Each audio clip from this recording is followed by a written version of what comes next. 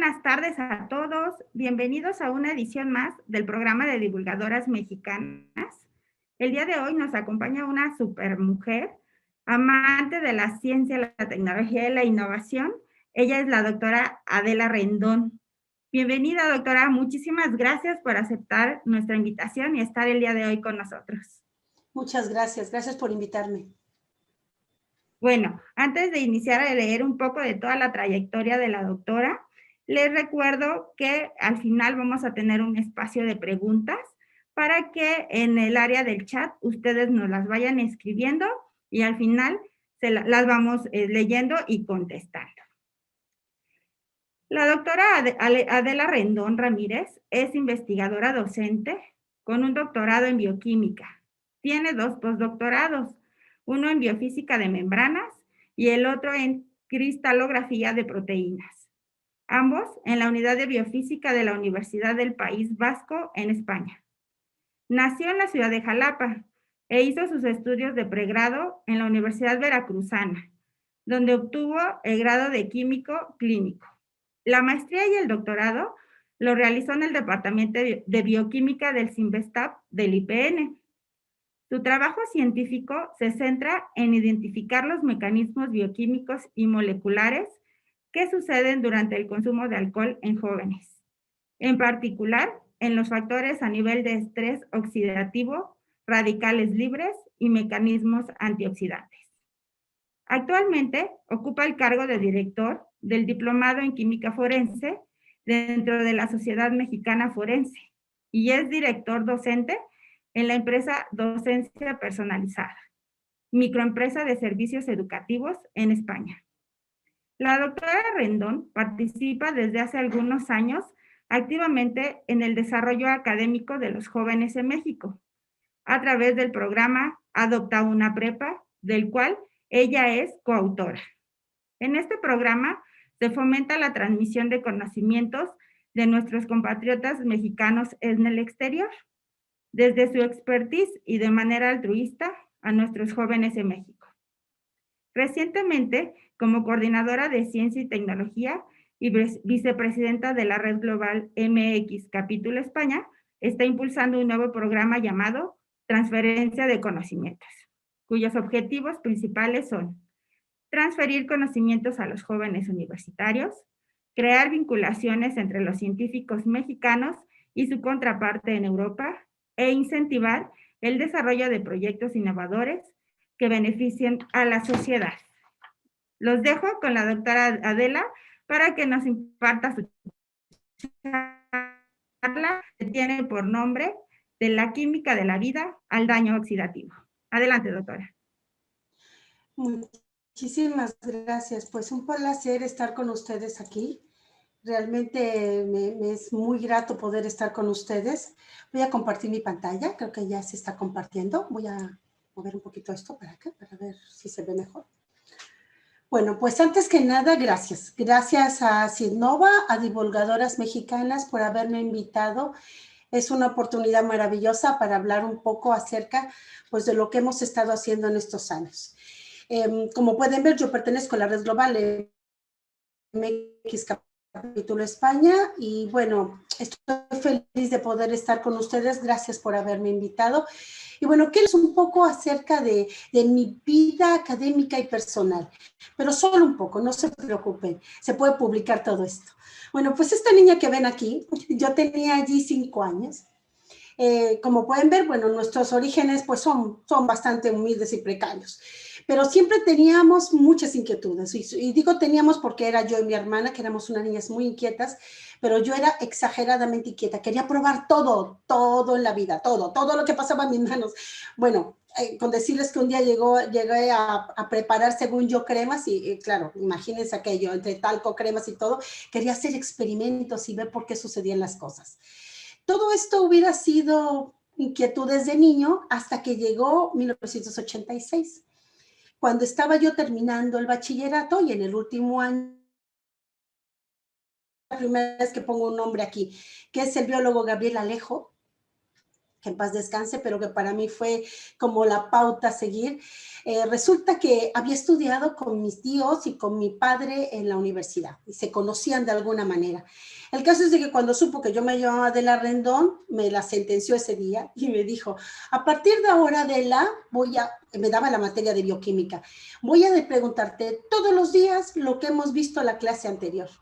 Y entonces todos los días llegaba el profesor a preguntarme, ¿qué es la célula? ¿Qué es la mitocondria? ¿Qué son los organelos? Y claro, me tenía tan agobiada que yo solo pensaba en bioquímica y vivía solo para bioquímica.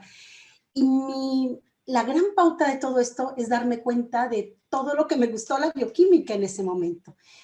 Pasaron los años y bueno, ingresé a la universidad y estando en la universidad me surgió la oportunidad de viajar a la Unión Soviética. Fíjense, antes se llamaba Unión Soviética, estoy hablando de 1988. Y bueno, pues vino la oportunidad de estudiar química en la Universidad de Bielorrusia, la Universidad del gobierno bielorruso. Estos son mis compañeros, fíjense, aquí estoy yo. Aunque no lo crean, esa soy yo, cuando tenía 20 años me quise. Entonces, en esos momentos yo estaba feliz, iba a salir de la Unión Soviética, iba a ser químico, imagínense, de la Unión Soviética. ¿Y cuál fue mi sorpresa? Que vino la perestroika. No sé si han oído hablar, pero ustedes la mayoría son muy jóvenes, pero la perestroika que yo viví, que era del 89, 90, 91, trajo como consecuencia la desintegración de la Unión Soviética. Y claro, no me quedó otra más que reinventarme, pero siempre pensando en que la química y la bioquímica era parte de ese legado y esa historia. Y entonces, al regresar a México, en la universidad, como dijo hace un rato nuestra compañera, hablábamos de la Universidad Veracruzana, que es donde yo terminé la facultad, salí como químico clínico. Todo hubiera quedado allí hasta que un día, cuando estaba terminando la universidad, me invitaron a ir al CINVESTA. Y entonces conocí el departamento de bioquímica. Y allí estaba trabajando el doctor Víctor Calderón, este señor de en medio de barba. Todos son de barba, pero el de en medio. Y entonces me explicó qué era la bioquímica. Y empezó a hablar de cosas que me encantaron. Me dijo, es que el plomo es un contaminante que puede dañar a los niños, que puede dañar todo esto. Y a mí me pareció que eso era como una pauta, que tenía que estudiar bioquímica. Y efectivamente estudié bioquímica, hice la maestría en bioquímica y el doctorado en bioquímica. Les estoy comentando esto porque a mí me pareció que la bioquímica, que es la química de la vida, ha ido dirigiendo mis pasos en todo este camino, si se dan cuenta, desde 1986. Entonces, actualmente como profesionista, pues en la bioquímica yo tengo principalmente 3 líneas de investigación que seguimos. Una es la toxicología del plomo, donde tenemos varios artículos y varias publicaciones sobre daño a la membrana, la activación de la escramblasa por intoxicación por plomo.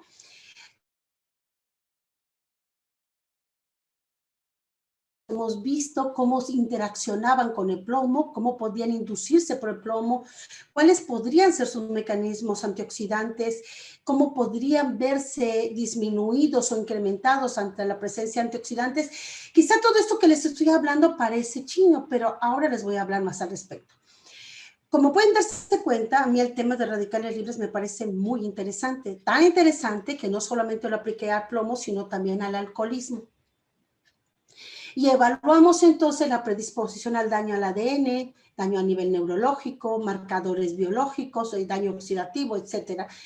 Hemos incursionado con mi grupo de trabajo en otros temas, como algunos tópicos que hemos visto, membranas precursoras en el origen de la vida, activación de fosfolipasa. Como pueden darse cuenta, todos estos temas son bioquímicos. Pero mi charla se va a centrar principalmente en hablarles acerca de los radicales libres.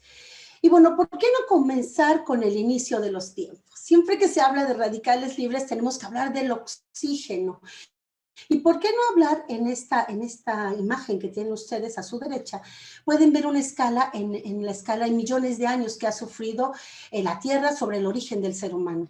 Si se dan cuenta, no es, al principio, por supuesto, era una atmósfera en la cual no había oxígeno y no es hasta 2500 años antes de la formación del origen del humano, cuando empiezan a producirse todas las atmósferas en oxígeno, como pueden darse cuenta. Como pueden darse cuenta también, el oxígeno, entonces es un elemento fundamental para el origen del ser humano, para la existencia del ser humano. Pero si el oxígeno es tan bueno, está presente en la atmósfera terrestre en un 21% y en el cuerpo humano en un 25%, entonces se pueden dar cuenta que el oxígeno es una necesidad vital y fundamental para que el hombre pueda existir. Y todos lo sabemos, tampoco estoy contando nada nuevo. Pero ¿y entonces dónde radica lo malo de todo esto? Si el oxígeno es tan bueno, ¿por qué puede ser malo? ¿Puede ser que el oxígeno sea capaz de causarnos daño en exceso? Dicen por allí que todo exceso es malo, ¿verdad? Entonces vamos a hablarles un poquito acerca de los radicales libres. Empezamos en materia. Fíjense que en 1900 el doctor Gamber aisló el primer radical libre. Todavía no doy la definición de qué es un radical libre. Y empezaron a estudiarse para 1954. Fíjense cuánto tiempo después se relacionó el daño inmediato en los tejidos con los radicales libres. O sea, primero los descubrieron, los caracterizaron y medio siglo después se dieron cuenta de que podía causar daño en el organismo. Había dos científicos norteamericanos, Hersman y Hilbert, quienes descubren que la ceguera de bebés, por ejemplo, prematura, eran causados por el oxígeno cuando se suministraba mayor al 21% en las incubadoras. Importante, importantísimo. Porque claro, aquí estamos hablando de atmósferas de oxígeno, que es lo que les decía hace rato. El oxígeno en exceso entonces puede causar daño. Y bueno, pues entonces los voy a invitar a que empecemos a describir qué son los radicales libres. Fíjense que todos los organismos aeróbicos, por su metabolismo, generan especies reactivas de oxígeno, es decir, EROS o ROS en inglés, de los cuales principalmente las especies reactivas, las más estudiadas y caracterizadas, son las de oxígeno. Bueno, pero ¿qué son los radicales libres? Fíjense que los radicales libres no son más que tenemos elementos que tienen un electrón desapareado, como está aquí en la imagen, y que en algún momento dado roba otro elemento, un electrón, y lo estabiliza. Entonces, especies químicas con uno o más electrón no apareado, con tendencia a aparearse, y me van a decir, pero ¿y entonces cuál es la diferencia con los iones? Pues que además de ser altamente reactivos, tienen una vida media de nanosegundos, de milisegundos, nanosegundos, ¿verdad? Máximo. Por lo tanto, son muy inestables. Entonces, como pueden darse cuenta, tienen una diferencia entre la cantidad de protones y de electrones. No olvidemos que en el núcleo de los elementos tenemos protones y neutrones, mientras que alrededor, en las órbitas o en los sitios donde se pueden encontrar los electrones, son precisamente estos aros que se ven alrededor. Vale. Entonces, los radicales libres propician reacciones en la cadena respiratoria. Si recuerda, la célula tiene núcleo, pero también tiene mitocondrias. Y dentro de las mitocondrias existen unas pequeñas crestas.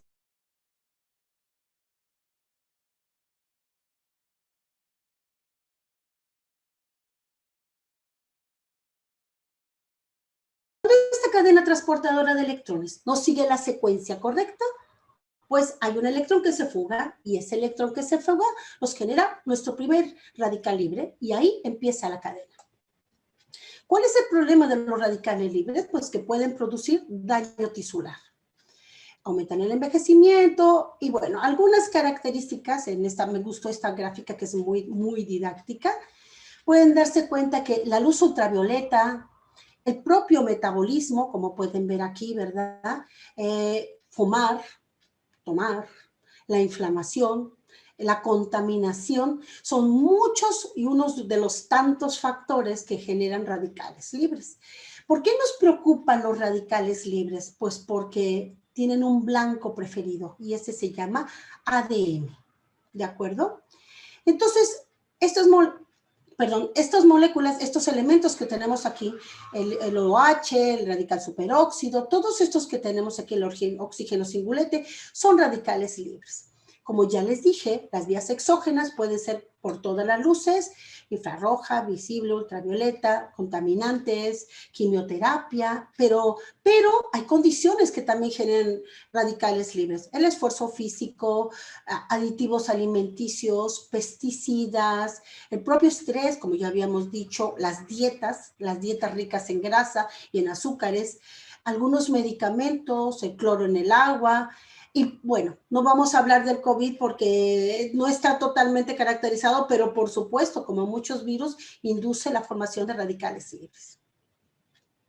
Algunas fuentes endógenas, es decir, que nosotros propios generamos radicales libres, como yo les había comentado, está la cadena respiratoria, la fagocitosis, el citocromo P450, la síntesis de prostaglandinas y ciclohexanos.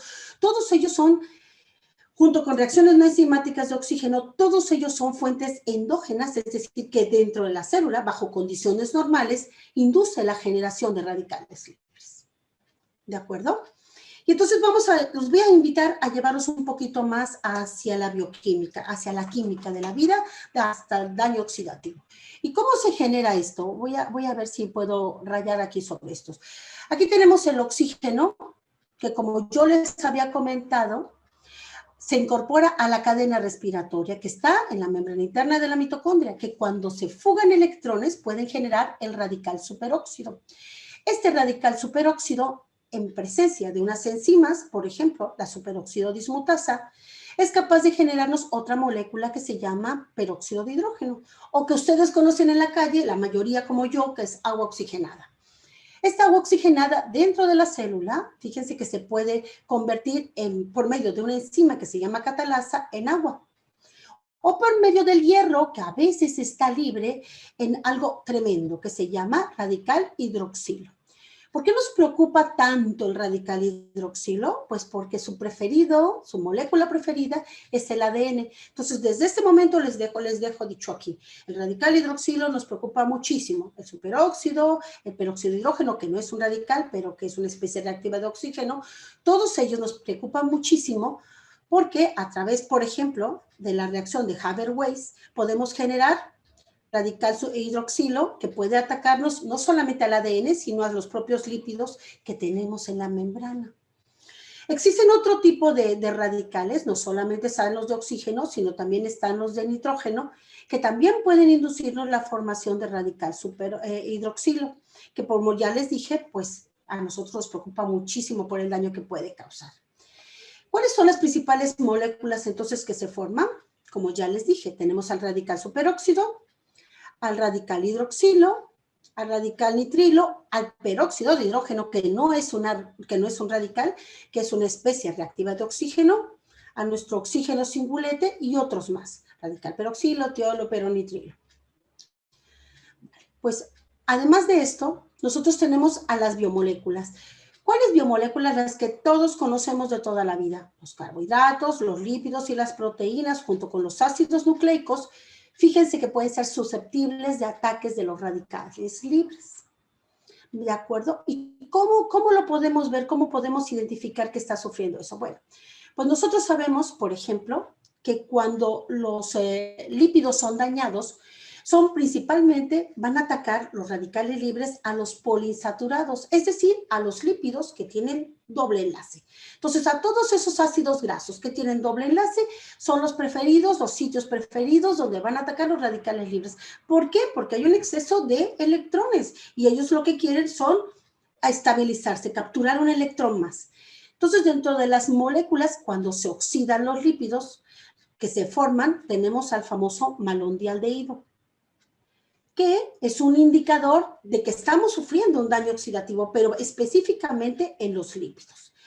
Existen otra biomolécula, como es las proteínas, que pueden ser modificadas en su grupo amino, pueden producir daño o fractura de la cadena peptídica, entrecruzamiento, la formación de polímeros entrecruzados, alteración, pues claro, si cambiamos un aminoácido, cambiamos la conformación y por lo tanto perdemos la actividad de la enzima, como todos sabemos.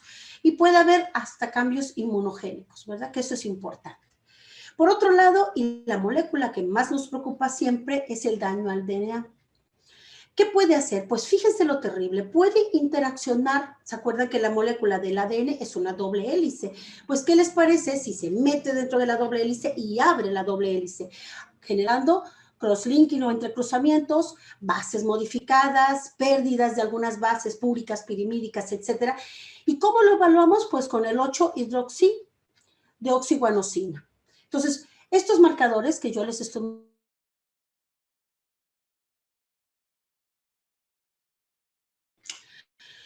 Entonces, aterrizando un poquito en la química, porque claro, la bioquímica es eso, la química de la vida, hay que aterrizar precisamente en cómo los ceros o las especies reactivas de oxígeno interaccionan y forman entonces entre ellas. Fíjense cómo entre ellas vamos a ir.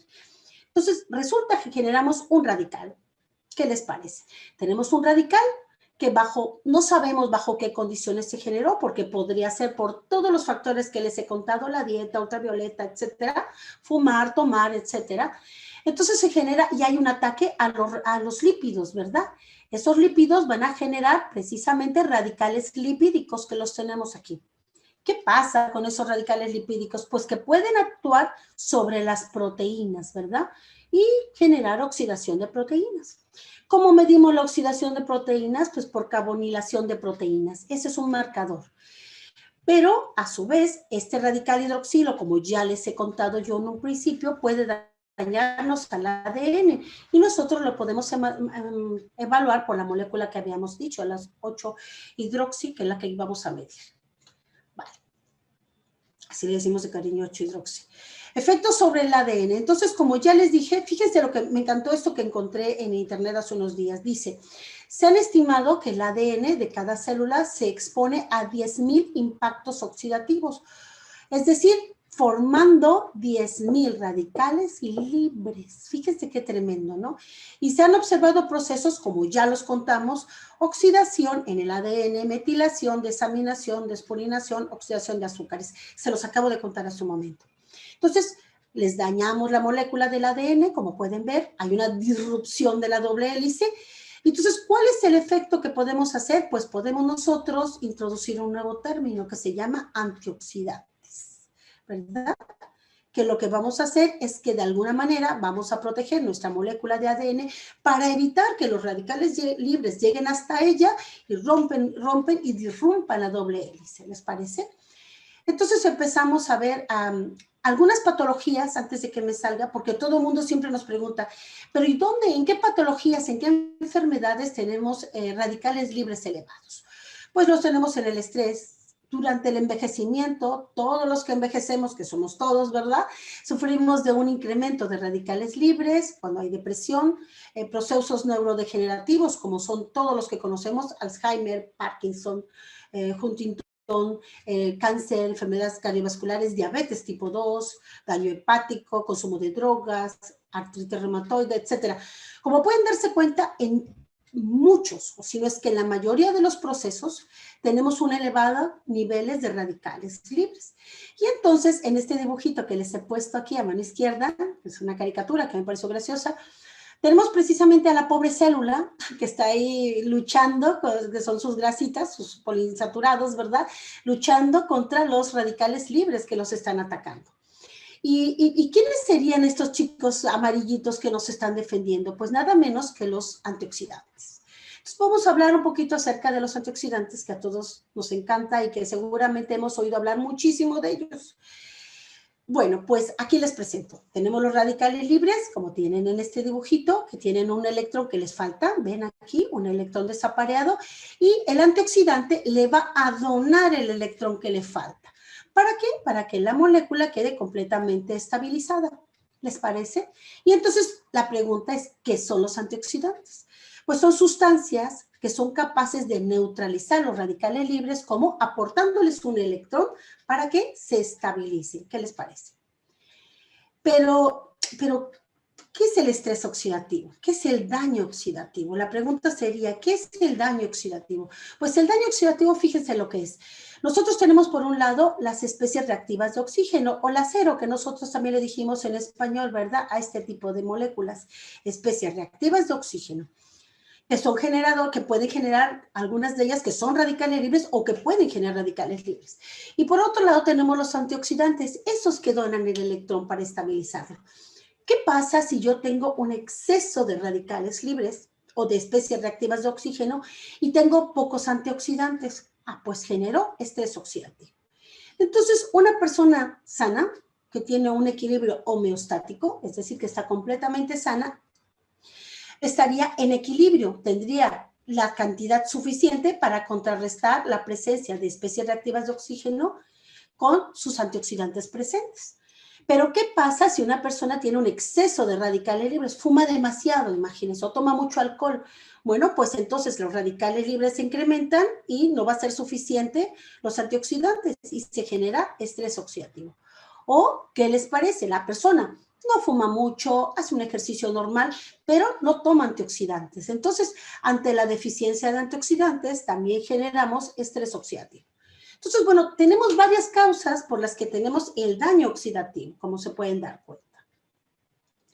Entonces, ¿qué podemos hacer? Bueno, nosotros tenemos dos tipos de antioxidantes. Los antioxidantes endógenos, es decir, que producimos nosotros, ¿verdad?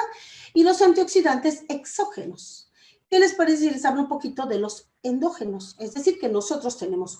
Algunos de ellos son enzimas. Algunos de ellos, ¿como quién? Como la que les comenté hace un rato, ¿se acuerdan? La superoxidosmutasa, la catalasa, las glutationes, peroxidasa y reductasa, pero también el propio glutatión, que no es una enzima, pero que sí actúa como molécula endógena que nos protege. Y luego tenemos los antioxidantes exógenos, es decir, los que ingerimos con la dieta.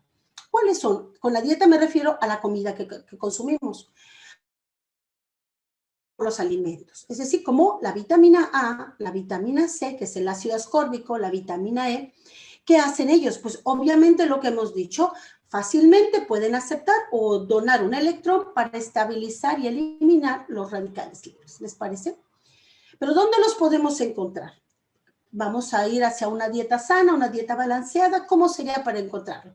Pues fíjense que la vitamina A, por ejemplo, que es muy importante para evitar los daños en la vista o en los huesos, se encuentra en todos estos alimentos, hígado, pescado, leche, zanahoria, etc. La vitamina C, por ejemplo, se necesita para producir colágeno, el de la piel, ¿verdad? Reparación de crecimiento de células de tejidos, encías, huesos, dientes, para metabolizar la grasa y el colesterol, sobre todo. Fíjense qué importante la vitamina C, y la encontramos casi en todos los cítricos, ¿verdad? Naranja, toronja, guayaba, fresa, la coliflor, que a algunos nos gusta, el tomate verde, el melón, etcétera, el kiwi. Esos serían algunos de los antioxidantes. Otro de los antioxidantes es la vitamina E, que es la más famosa, dicen que es de los mejores antioxidantes. Bueno, pues la vitamina E también se le conoce como tocoferol. ¿Por qué es importante? Porque mantiene la integridad de la membrana celular. Claro, fíjense lo interesante de la vitamina E. La vitamina E es un antioxidante lipídico. Entonces, cuando yo les digo que es lipídico, pues tiene la facilidad y la capacidad de ayudar a la capa lipídica de nuestras membranas de las células, ¿verdad? Para evitar que los ataquen los radicales libres. Entonces, bueno, pues eso es lo que queremos al final de todo, ¿verdad? Previene y disuelve coágulos sanguíneos, ayuda a la cicatrización y retrasa el envejecimiento, que eso nos gusta a la mayoría. ¿Dónde lo podemos encontrar? En el aguacate, en el brócoli, ciruelas, zanahoria, espinacas, etc. En todos estos alimentos podemos encontrar la vitamina E sin haber necesidad de meternos un suplemento de vitamínico, ¿les parece? Otros de los elementos que les dije que no solamente eran vitaminas, tenemos al selenio, por ejemplo, que es importantísimo, que ayuda a las enzimas que están dentro del organismo para regular todo esto. Se encuentra en la carne, en el pescado, etcétera. Y al zinc, fíjense que ayuda vital para el crecimiento, regula los desarrollos sexuales, el epidérmico, y necesario para la reproducir insulina, por ejemplo, también. Entonces, miren qué importante es el zinc. Lo podemos encontrar en las carnes, en los mariscos, huevos, legumbre, etc. Entonces, como pueden ver, y voy a poner esta porque me encanta, los antioxidantes van a defendernos de alguna manera, ¿verdad?, ante la presencia de radicales libres. Entonces surgiría la pregunta, entonces, entre más antioxidantes tome, ¿mayor beneficio voy a tener? No. No, la respuesta es no.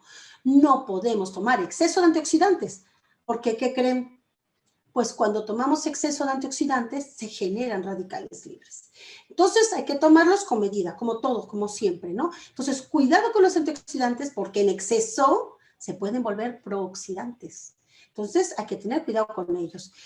Y yo quiero contarles rápidamente, con unas diapositivas, dos trabajos muy interesantes que ejemplifican todo este conocimiento que tenemos en este momento sobre radicales libres y antioxidantes. Fíjense que hace algunos años nosotros publicamos uno de los artículos que más me gustan, tenemos varios, pero este es uno de los que más me gustan, el efecto de la vitamina E y C como suplemento al daño oxidativo en personas ocupacionalmente expuestas a plomo. Y este trabajo fue muy interesante porque hicimos en una fábrica de reciclaje de acumuladores en Guanajuato y evaluamos cómo estaban las personas, cómo estaban dañadas, si tenían daño oxidativo y luego, si nosotros les dábamos antioxidantes, cómo se veían beneficiados. Entonces, bueno, aquí están algunos de los resultados que nosotros obtuvimos. Les medimos todas las enzimas, como se pueden dar cuenta, las concentraciones de las vitaminas, el TBARS, que no es otra cosa que es el MDA, que es el daño a lípidos, ¿verdad? Y observamos algunas modificaciones, ¿eh? Como pueden darse cuenta, ¿verdad? Entonces, estos era la población expuesta a plomo y esta era la población no expuesta a plomo. Y entonces observamos cómo podían verse sus actividades inicialmente y cómo se podía haber modificado después de que les dábamos el tratamiento con antioxidantes. Y bueno, no les quiero poner todas las tablas porque no va de eso en este seminario, pero sí les quiero contar que nosotros, cuando veíamos a la población, antes de darles el tratamiento, teníamos un daño oxidativo del 75% y una respuesta del 40%. ¿De acuerdo? Cuando les dimos los antioxidantes, miren el daño oxidativo. ¡Wow! ¿Vieron? Disminuyó. O sea que efectivamente nosotros teníamos un daño oxidativo generado por el plomo. Por lo tanto, los antioxidantes sí estaban funcionando en esa población. Entonces podríamos decir que el consumo tanto de vitamina E y C, por cierto, se tienen que tomar en conjunto, no se pueden tomar por separado, ¿verdad? Ayudaba a disminuir el daño oxidativo en la población. Bueno, y a raíz de este trabajo y de otros que estuvimos haciendo, surge nuestro artículo estrella, mi artículo estrella. Y yo le llamo mi artículo estrella porque empezamos a trabajar, 2013, sobre el daño oxidativo en jóvenes consumidores de alcohol. Y bueno, yo les quiero contar esto, solo son unas cuantas diapositivas, no se preocupen, no es tan largo esta historia. ¿Y de qué va esta historia? Pues fíjense que este artículo yo trabajaba en el Instituto Politécnico Nacional y los chicos cuando llegaban en la mañana llegaban terrible, los lunes por la mañana estaban fatal, tomaban muchísimo alcohol. Entonces yo les dije, chicos, esto no puede ser, algo no está bien. Y entonces decidimos hacer un proyecto de investigación precisamente con estos chicos. ¿Y cómo lo hicimos? Bueno, pues lo que hicimos es, supimos que ellos consumían alcohol y que las moléculas que se formaban a partir del etanol era el acetaldehído y el acetato. Bueno, había entonces un daño hepático en estos chicos, no lo sabíamos, teníamos algún efecto, estaba algo alterado. Y entonces nos preguntamos, ¿y qué pasa con estos chicos? ¿Qué pasa con la población? De antemano nosotros sabíamos que en México el 60% de la población consume alcohol de manera regular. No se preocupen, no solo en México, también en España y en el resto del mundo, así es que no somos la excepción. Pero los jóvenes empezaban a consumir alcohol entre los 14 y 18 años, en el 55% de los casos. Entonces empezaron nuestras preguntas, oye, ¿cuánto tiempo necesita una persona para decir que tenemos efectos por el consumo de alcohol? Porque mis chicos tenían 21 o 23 años, ¿no? ¿En qué momento es posible saber si estaba expuesto o no, si estaba dañado o no? ¿Se puede detectar de alguna manera este daño? ¿Les podemos ayudar a estos chicos? Entonces, ante estas inquietudes, con este proyecto y este trabajo, pues entonces nosotros buscamos a la población, investigamos a nuestros jóvenes. Y está una tabla aquí tremenda que no la voy a publicar porque no se las voy a explicar toda, pero sí les voy a contar las cosas que a mí me parecen muy interesantes. Fíjense que nosotros nos dimos cuenta que los chicos sí tenían un daño. Fíjense que nosotros lo evaluamos con TBARS, aquí lo tienen. Fíjense, sí había un daño al lípido, sí había un daño oxidativo. ¿Por qué era interesante? ¿Por qué este artículo era tan importante? ¿Por qué fue tanto el boom de este artículo? Pues porque se está diciendo en jóvenes que tenían 3 años máximo de consumo de alcohol. Y ese consumo de alcohol solo lo hacían los fines de semana. ¿Ven lo grave y lo innovador de este artículo? Y entonces hicimos una evaluación para evaluar el daño a nivel del ADN, que es precisamente esta molécula, y pueden darse cuenta que este es el grupo que está expuesto, el que está aquí, ¿verdad?, al alcohol, y pueden ver que hay un daño tremendo, que lo evaluamos por el ensayo Cometa, que así se llama esa prueba. Era tremendo, sin embargo, bueno, claro, no van a morir, eran chicos sanos, estoy contando que tienen 20, 21 años, 22 años. Entonces, ¿qué quería decir con eso? Pues que su ADN tenía predisposición al daño. Vale. Entonces, este es el primer trabajo que indicaba que el daño oxidativo se puede observar en etapas tempranas del consumo de alcohol. Eso es lo más innovador de ese trabajo. El daño oxidativo en sujetos jóvenes expuestos al alcohol era evidente y esto podría ser utilizado para evaluar pues otros efectos. Y bueno, solo les voy a comentar algo más que a mí me parece muy interesante, que es, aquí está, algunos de los artículos que nosotros, que nos han entrevistado. A raíz de ello ha salido una línea de investigación en la que hemos trabajado muchísimo, salimos en varias revistas de divulgaciones, fíjense, solo se los voy a presumir porque me parece que aquí en Europa fue un boom. Yo me sentí encantada de que se diera tanta divulgación, un proyecto tan bonito.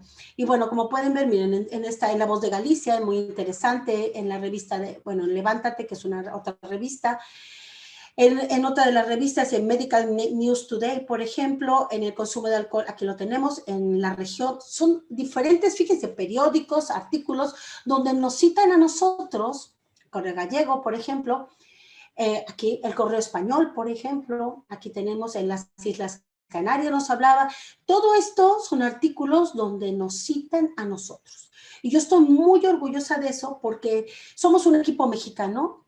Fuimos un equipo mexicano que lanzamos el proyecto desde Europa, es verdad, desde el País Vasco, con ayuda de la Universidad del País Vasco, pero es cierto que este proyecto se hizo y se comenzó en el Politécnico Nacional en México, ¿verdad? Entonces, esto nos realza, nos anima, nos motiva a seguir haciendo cosas, a seguir publicando y a ver que el daño oxidativo, y yo voy a dejar esto aquí porque me encanta, el daño oxidativo que hemos observado, jóvenes, pues es importante, hay que seguir caracterizándolo, hay que seguir estudiando, es una línea de investigación muy importante, los jóvenes tienen que tomar conciencia de ello. Siempre me preguntan, doctora, ¿y qué hay que hacer? ¿Cómo le podemos decir a los chicos que dejen de consumir alcohol? Y yo les digo, no les podemos decir eso, lo que podemos es informarles a todos en qué consiste el daño, cómo se van a ver afectados, y a partir de ahí ellos todos son inteligentes, porque nosotros cuando éramos jóvenes también éramos inteligentes. Así es que son capaces de tomar decisiones sabias e inteligentes. Y bueno, pues hasta aquí, esta foto del fondo, aunque parezca hermosísima, fíjense que lo mejor de todo es que es real, es el País Vasco, es Bilbao, es el Museo del Guggenheim. Y bueno, pues desde allí les quiero dar las gracias por haberme invitado, gracias a Innova, gracias a divulgadoras mexicanas que me han invitado, que me ha hecho un espacio aquí, y estoy para servirles. Muchísimas gracias. Al contrario, doctora, a usted muchísimas gracias por esta tan interesante plática que, pues bueno, ha generado y ha despertado ya algunas dudas e inquietudes y, por supuesto, felicitaciones. Me permitiré leer la primera pregunta que nos dice, todas las vitaminas que se encuentran contenidas en los alimentos que mencionó, ¿cómo deben consumirse? ¿Crudos, cocidos, en licuados? ¿Y cuál es la cantidad idónea para obtener el aporte adecuado para el organismo? Bueno, vamos a sacar aquí todo el repertorio. Bueno, lo que les voy a comentar, lo primero que les comento es que en teoría, y todo va en teoría, ¿vale? Porque esto hay estudios para cada alimento es diferente, no podemos comparar una piña con una manzana, con los frutos rojos que son tan caracterizados, pero se sugiere que la mayoría de ellos sean consumidos de manera, si no es que crudos, lo menos sometido a calor. Porque imaginemos, si les colocamos calor, podemos romper, ¿verdad? Precisamente, podemos romper los dobles enlaces o la capacidad antioxidante que tienen y la va a perder. ¿Qué concentraciones? Bueno, pues las indicadas. Cada alimento es diferente. De verdad, cada alimento es diferente. No es lo mismo que yo consuma, que les gusta, una naranja, un limón, una toronja, a que me tome 10 toronjas. O sea, eso cada quien sabemos y cada quien lo podemos investigar y saber. No quiero decir qué o cuánto, porque a lo mejor una persona con una toronja le vale. Y hay una persona que dice, mira, yo me tomo 2 y me siento bien. Bueno, pues esto es cuestión de cada quien. Lo que sí es cierto, y es que lo quiero recalcar porque es muy importante, el exceso de antioxidantes es un prooxidante, cuidado, el exceso de antioxidantes nos puede generar radicales libres y eso sí hay que tenerlo cuidado, ¿no? La gente piensa, yo no sé si, bueno, algunos de ustedes seguramente están en Estados Unidos, hay unos botes en Estados Unidos que son tremendos, en el cual tienen vitamina E. Fíjense que la dosis máxima son 400 unidades internacionales que se pueden tomar diario.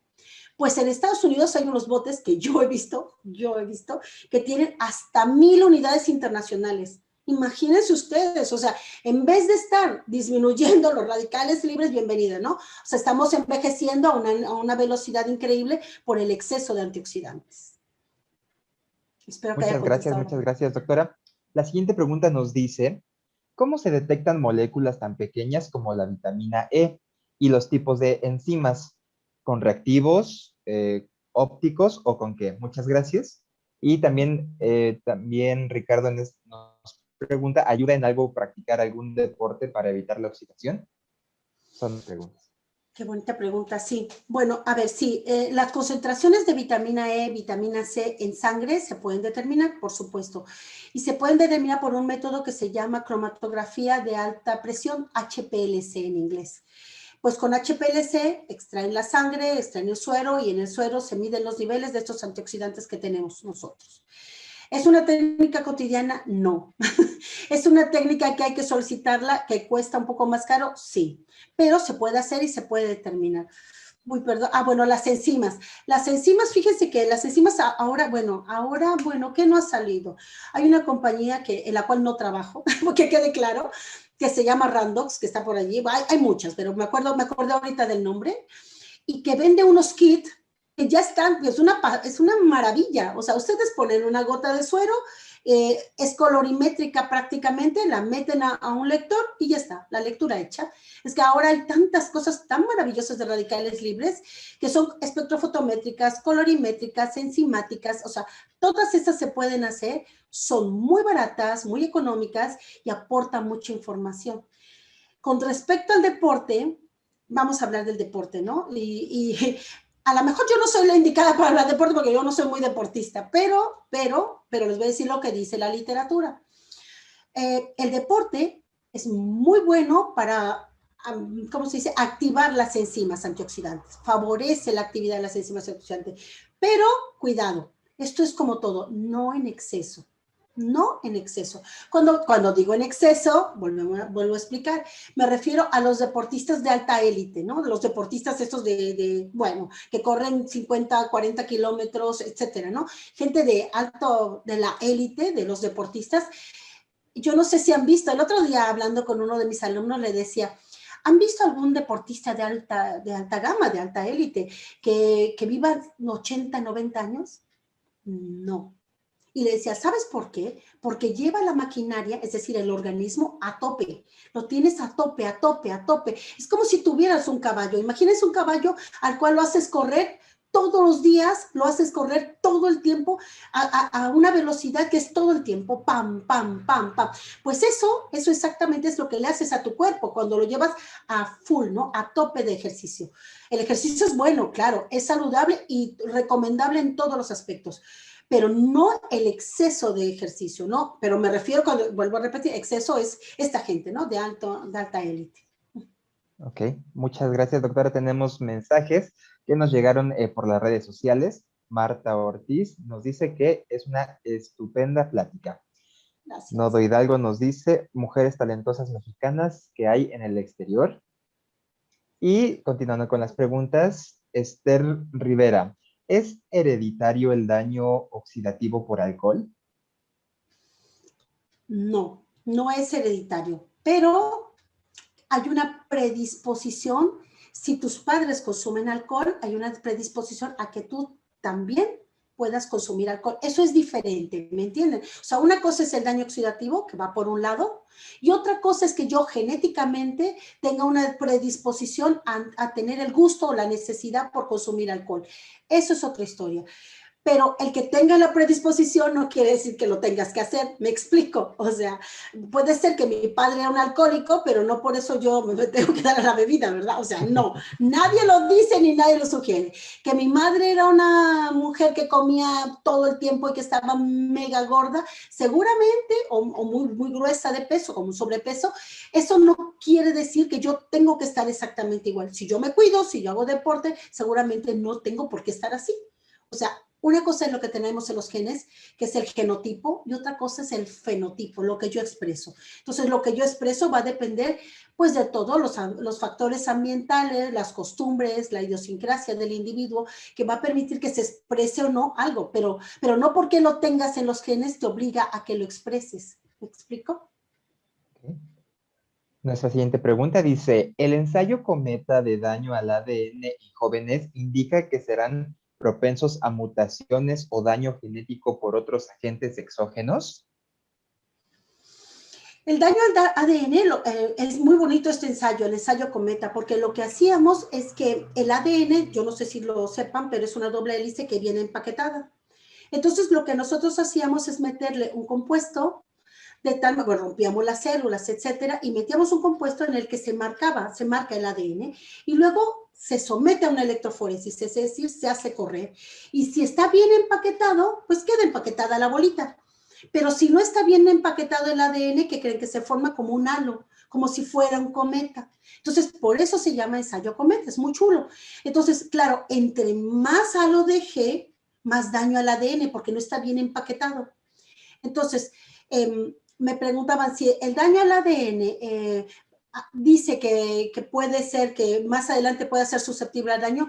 Sí, pero además también nos dice que ya hay una predisposición. Es decir, que ante cualquier cosa, el consumo de tabaco, el consumo de alcohol, el consumo de cosas, puede degenerar en alguna enfermedad, por ejemplo, neurodegenerativa, Alzheimer, Parkinson, etcétera, ¿no? Entonces, cuidado, cuando ya está como tocado, ¿no?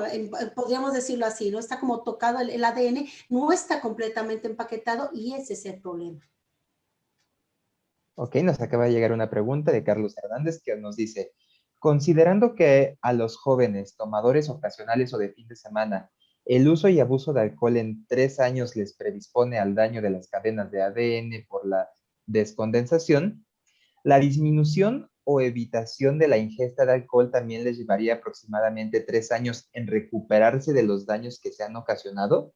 Esta pregunta es porque se ha dicho que quien fuma una sola bocanada tarda aproximadamente 6 meses en eliminar de su organismo todos los componentes químicos del tabaco. Entonces la pregunta sería, ¿la disminución o evitación de la ingesta del alcohol les llevaría aproximadamente 3 años en Esa recuperarse? regeneración. No, ojalá, ¿verdad?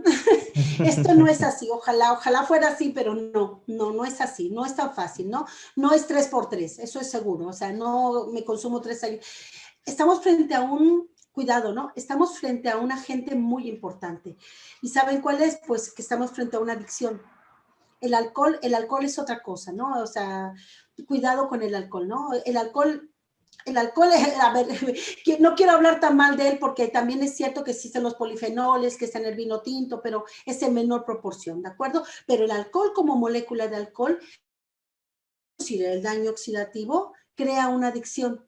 Entonces, el problema de esto no es solamente que si yo dejo de tomar y ya, nunca más se va a generar radicales libres. No, el daño está. Seguramente vamos a dar el beneficio de la duda que en unos 10 o 15 años, si la persona se cuida y deja de consumir alcohol, seguramente el ADN puede regenerarse. ¿Por qué no? Vamos a pensar que puede suceder, pero hay que tener cuidado con las adicciones porque el alcohol es una molécula adictiva, entonces hay que tener cuidado con ello. Muchas gracias, doctora. Pues parece que de preguntas y comentarios han sido todos. De todas maneras, pues queda posteriormente su correo y su teléfono de contacto y otras cosas. Muchas gracias, doctora. Cedemos la palabra a la maestra Renata Hernández. Doctora, yo tengo una pregunta, aprovechando el espacio. Por favor. Hace algún tiempo yo leí un artículo que decía que aquellos jóvenes que consumían alcohol o drogas antes de los 21 años no iban a desarrollar todas sus capacidades al 100%. ¿Esto es verídico? Pues depende del daño, ¿no? De qué tan severo sea el daño. Depende del daño, ¿no? Entonces, es verdad, imagínense que hay un daño severo. En nosotros, estos chicos, solo había predisposición. Yo no digo que hay un daño oxidativo. De hecho, cuando manejo la palabra, sí se dieron cuenta que dije predisposición al daño, ¿no? Porque no es correcto decir que hay un daño oxidativo, no lo hay. Hay una predisposición al daño. Okay. Pero, ¿qué pasaría si estos chicos, en vez de consumir solo alcohol, también tienen cocaína, marihuana, anfetaminas, cualquier cosa adicional al alcohol? Por supuesto que el daño va a ser irreversible y por supuesto que va a disminuir las capacidades intelectuales de la persona, por supuesto, por supuesto. Siempre que se combina, una droga es mala, pero si combinamos dos, se potencia, ¿no? El efecto. Perfecto, muchas gracias. Y bueno, ya para terminar, Esther Liliana nos dice, maravillosa y explícita presentación. Doctora Rendón, gracias por su dedicación y dignísima representación en España. Ay, gracias, qué rica, muchísimas gracias. Gracias a ustedes por invitarme. Y yo tengo dos peticiones, que si nos podría compartir su presentación y su artículo para que lo podamos subir en la página de Divulgadoras Mexicanas y ahí todos podamos consultarlo en el momento que queramos. Encantada, encantada. Cuente con ello. Pues muchas gracias, doctora, y muchas gracias a todos quienes nos acompañaron el día de hoy. Les platico que el próximo martes no tendremos Divulgadoras Mexicanas porque pues varios de ustedes van a tener vacaciones, pero nos veríamos el martes 6 de abril. Va a estar con nosotros la maestra Julieta Fierro. Muchos de ustedes la conocen, ella es igual una gran divulgadora mexicana, así que no se les olvide registrarse. Que tengan una excelente tarde. Nos vemos pronto. Gracias, un abrazo. Igualmente, gracias, doctora.